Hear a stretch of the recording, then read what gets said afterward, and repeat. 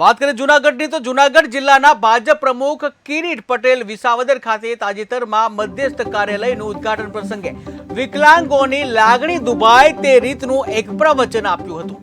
તેવો વિરોધ વિકલાંગોમાં ઉઠ્યો હતો અને જિલ્લા ભાજપના પ્રમુખ કિરીટ પટેલ દ્વારા વિકલાંગ લોકોની જાહેર માફી માંગે તેવી માંગ પણ ઉઠી છે। ત્યારે હાલ આ સંદર્ભમાં આજે વિકલાંગ લોકો જ્યારે જૂનાગઢ કલેક્ટરશ્રીને આવેદનપત્ર આપવા માટે ગયા ત્યારે તેઓને એવો જવાબ મળ્યો કે ઓફિસમાં કોઈ અત્યારે હાજર નથી, જેને લઈને વિકલાંગ લોકોમાં ભારે રોષ જોવા મળ્યો અને ધરણા કરી રામધૂન બોલાવી હતી। ત્યારે શું બાબત હતી તે વિશે દિવ્યાંગ અધિકારી મંચના પ્રમુખે આ તકે મીડિયાને પોતાની પ્રતિક્રિયા આપી હતી। ત્યારે આવો જોઈએ કે શું પ્રતિક્રિયા આપી છે।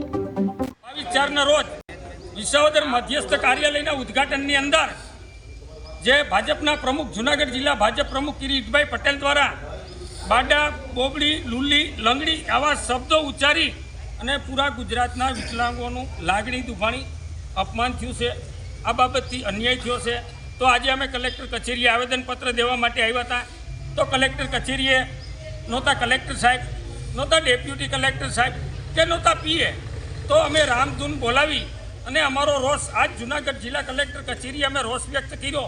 તો કોઈ પણ અધિકારી આવી અને અમારું આવેદનપત્ર લીધું, પણ આ બાબતથી આવેદનપત્રની અંદર જે કલમ 16 મુજબ 2016-92 મુજબ ખરેખર કિરીટભાઈ પટેલ ઉપર ચૂંટણી પંચે કાર્યવાહી કરવી જોઈએ। ચૂંટણી પંચની જ ગાઈડલાઈન છે, તો ચૂંટણી પંચે આમાં કાર્યવાહી કરવી જોઈએ એવા પૂરા ગુજરાત